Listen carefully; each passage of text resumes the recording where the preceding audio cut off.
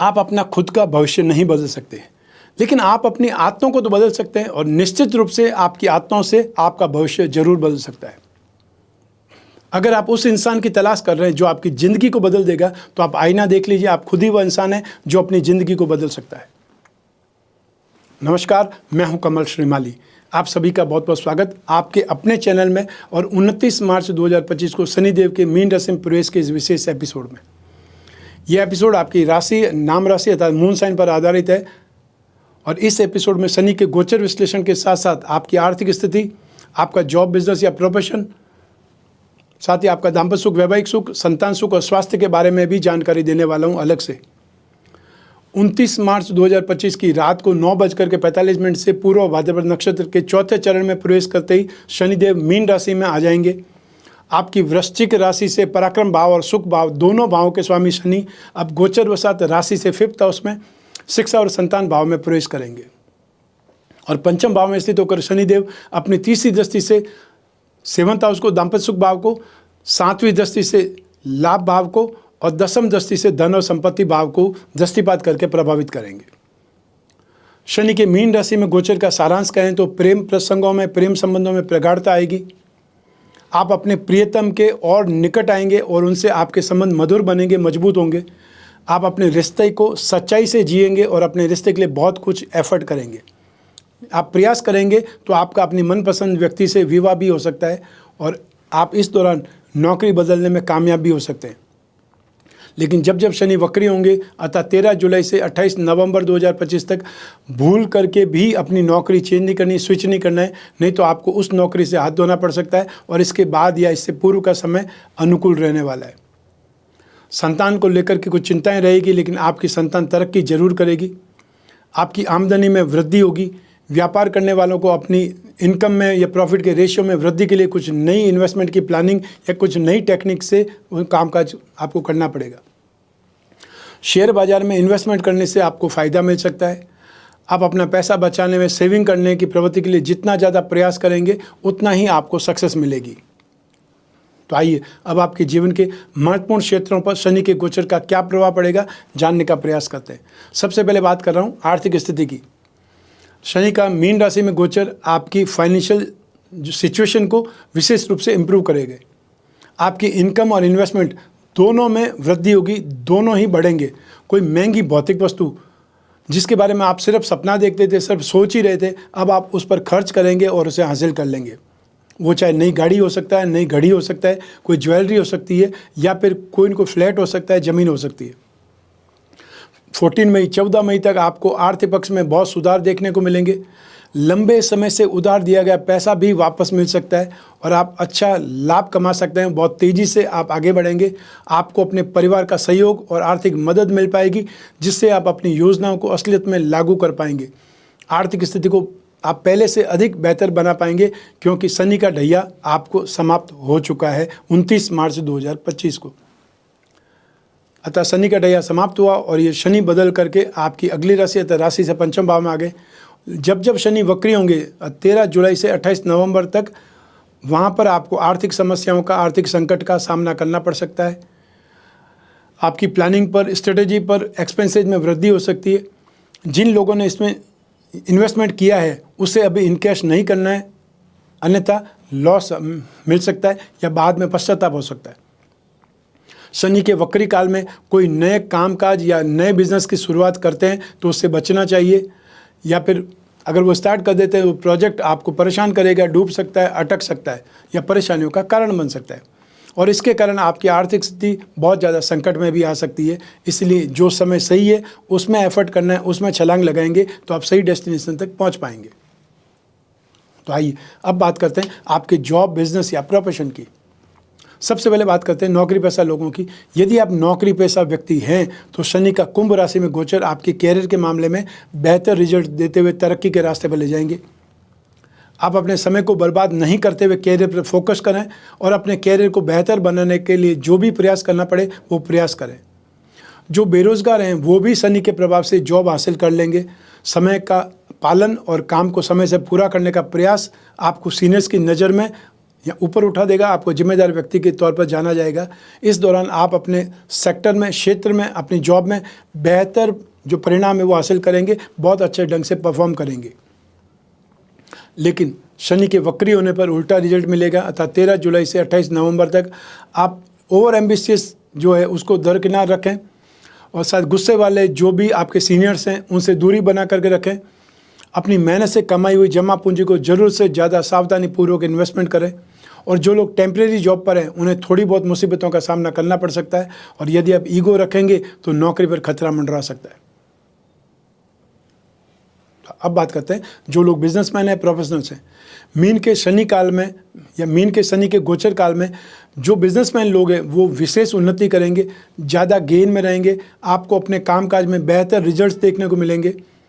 अपने बिजनेस को आप बहुत ऊंचाई पर ले जाने में सफल हो सकते हैं। आप अपने ही स्टाफ और फ्रेंड्स की मदद से व्यापार में अच्छी उन्नति कर सकते हैं, कोई नई ब्रांच खोल सकते हैं, एक्सपांसन कर सकते हैं। यह गोचर आपकी मेहनत के अनुसार फल देगा, क्योंकि शनि कर्मों के अनुसार फल देने के लिए विख्यात है। इस समय काल में आप अपने पिता के साथ मिलकर के भी जो फैमिली बिजनेस है वो संभालने का जिम्मा भी ले सकते हैं।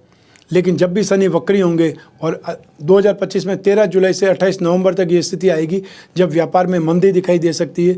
किसी भी प्रकार के नए व्यवसाय या नए एग्रीमेंट को आप टाल देना चाहिए, और या फिर बहुत ज़्यादा सोच समझ कर दूसरों की सलाह लेकर के फिर आगे बढ़ना चाहिए। अपने से बड़ों से, अनुभवी लोगों से सलाह मशविरा जरूर करें।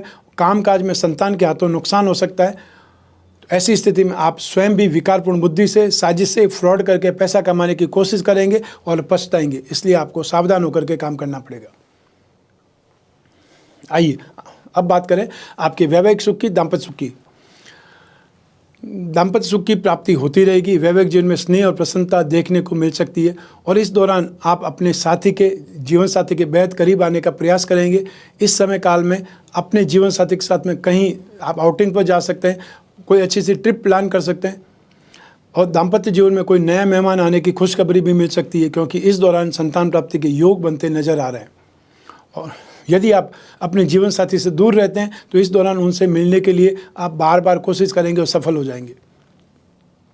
आप में से वे लोग जो प्रेम विवाह करना चाहते हैं उन्हें अपने प्यार की बात या उन्हें अपने पार्टनर के बारे में परिवार वालों को बतानी चाहिए। फिर कुछ दिनों के बाद में अपने साथी को परिवार वालों से मिलाना चाहिए। यह आपके लिए बेहद पॉजिटिव साबित होने वाला है। और जब शनि वक्री होंगे, मीन्स बार बार मैं एक डेट बता रहा हूँ आपको, वो है 13 जुलाई से 28 नवंबर तक, तब जीवन साथी से वैमनस्य बढ़ेगा। जो लोग नवविवाहित हैं उन्हें सबसे ज़्यादा सावधान रहने की ज़रूरत पड़ेगी, क्योंकि इस समय यदि कोई विवाद गंभीर हुआ, और संभव है कई बार ऐसी स्थिति तलाक की स्थिति भी पैदा कर देती है, आपके जीवन साथी को वायु रोगों की संभावनाएं रहेंगी, अतः गैस की प्रॉब्लम ज़्यादा रहेगी। वैवाहिक जीवन में थोड़े उतार चढ़ाव देखने को मिलेंगे, और जो लोग कोई रिलेशनशिप में, उन्हें इस समय काल में बहुत सी चुनौतियों का सामना करना पड़ सकता है। वाद विवाद से बचना चाहिए और झूठे वादे हरगिज नहीं करें। आइए अब बात करें संतान सुख की। संतान पक्ष के सहयोग से आपकी आमदनी में वृद्धि होगी। कोई नन्हा मेहमान आने की खुशखबरी भी आपको मिल सकती है। लेकिन शनि के वक्री होने पर संतान से मतभेद भी हो सकते हैं। संतान को बीमारी की संभावना रहेगी, और कई बार संतान द्वारा एक्सीडेंट हो जाने से बहुत बड़ा आर्थिक नुकसान भी झेलना पड़ सकता है। आइए अब बात करें आपके स्वास्थ्य की। मानसिक परेशानियां भरपूर रहेंगी, वहीं स्वास्थ्य भी आपको कभी कभी साथ नहीं देगा। ऐसी स्थिति में 14 मई के बाद में आपको सेहत में कमी देखने को मिल सकती है। अपनी कोई पुरानी बीमारी के कारण भी परेशान होना पड़ सकता है। बदलते मौसम के कारण एलर्जी, सर्दी जुकाम जैसी छोटी छोटी परेशानियां तो आपको झेलनी ही पड़ेगी। और यदि वे लोग जो नशे का सेवन करने वाले हैं तो उन्हें इस दौरान किडनी की समस्या का सामना करना भारी पड़ सकता है। तो आइए अब बात करें शनि के उपायों की। आप वृश्चिक राशि वाले लोगों को शनि के दान और उपाय करने चाहिए। तो आप लोगों को काली उड़द की दाल, सरसों का तेल, लोहा या काला कपड़ा, काले तिल, चमड़े के जूते, ये वस्तुएं शनिवार को सूर्योदय से 1 घंटे के भीतर करें, ताकि शनि के कुप्रभावों में आपको राहत मिलेगी, शांति मिलेगी। शनि के अन्य उपायों की बात करें तो शनिवार को प्रातः 1.25 किलो आटे में थोड़े से तिल मिला करके आपको 49 पूरियाँ बनानी है, और वो आपको तेल में ही पकानी, चाहे वो तिल का तेल हो सकता है, मूंगफली का तेल हो सकता है। न कम न ज़्यादा, ये ध्यान रखिएगा 49 ही होनी चाहिए, 1.25 किलो आटे में ही होना चाहिए। और ये पूरियाँ पकाने के बाद में जो तेल शेष बच जाता है उसमें बैंगन की या काले चने की सब्जी स्वाद अनुसार बनाएं। अब साथ साथ पूरी और सब्जी के 7 पैकेट बना करके आपको अपंगों में, ज़रूरतमंदों में बांटने हैं। अन्य उपाय की बात करें तो कांसे की कटोरी में तिल का तेल भर करके उसमें अपना प्रतिबिंब देख करके, छाया देख करके वो तेल दान करें। कुछ लोग कटोरी सहित तेल दान कर सकते हैं और जो लोग अफोर्ड नहीं कर सकते हैं बार बार, वो लोग सिर्फ तेल का दान कर सकते हैं। शनिवार को वट वृक्ष या पीपल के वृक्ष के नीचे सूर्योदय से पूर्व आप कड़वे तेल का दीपक प्रज्वलित करके शुद्ध दूध और जो धूप आदि है वो अर्पित करना चाहिए।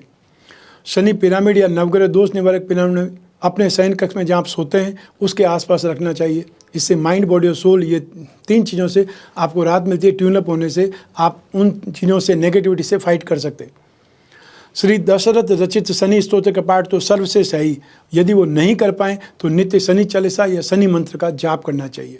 शनि का एकाक्षरी मंत्र है ओम सम शनैश्चराय नमः और शनि का बीज मंत्र है ओम प्राम प्रीम प्रोम सह शनै नमः। जो माँ गायत्री के उपासक हैं वो शनि के गायत्री मंत्र का जाप कर सकते हैं। ओम भग भवाय विद्महे मृत्यु पुरुषाय धीमहि तन्नो शनि ही प्रचोदयात्। शनि दोष निवारण कवच या नवग्रह दोष निवारण कवच बना करके भी धारण किया जा सकता है। शनि दोष निवारण में नित्य शिवलिंग पर जल चढ़ाना, मामृत्युंजय मंत्र का जाप करना बहुत शुभ माना जाता है। यथासंभव जितना भी हो सके आपसे शनि शांति के उपाय जरूर करते रहने चाहिए। तो ये था शनि का मीन राशि में आपके लिए गोचर फल। ये आपकी कुंडली में से एक ग्रह चंद्रमा को आधार बना करके मैंने बतलाया है।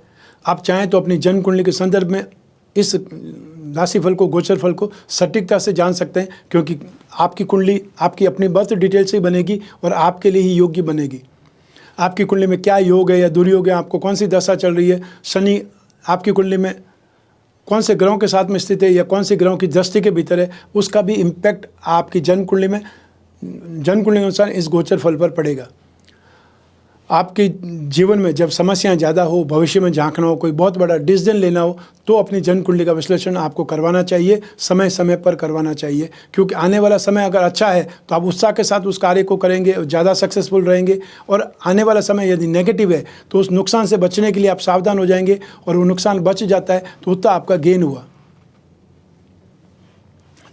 तो ऐसी स्थिति में जब भी जन्म कुंडली विश्लेषण की आवश्यकता हो या जिज्ञासा हो, स्क्रीन पर दिए हुए नंबर पर संपर्क स्थापित करना है। आप कोई भी कंट्री में रहते हो, कोई भी सिटी में रहते हो, आप अपने घर बैठे हुए अपने कन्वीनियंट टाइम पर अपना कुंडली का विश्लेषण करा सकते हैं। जो जिज्ञासा है उसके बारे में बातचीत कर सकते हैं, विचार विमर्श कर सकते हैं, और जो भी स्थितियां हैं उसके अनुसार क्या उपाय करना चाहिए वो भी आप तक लिखित रूप में पहुंच सकता है, व्हाट्सएप के माध्यम से या ईमेल के माध्यम से।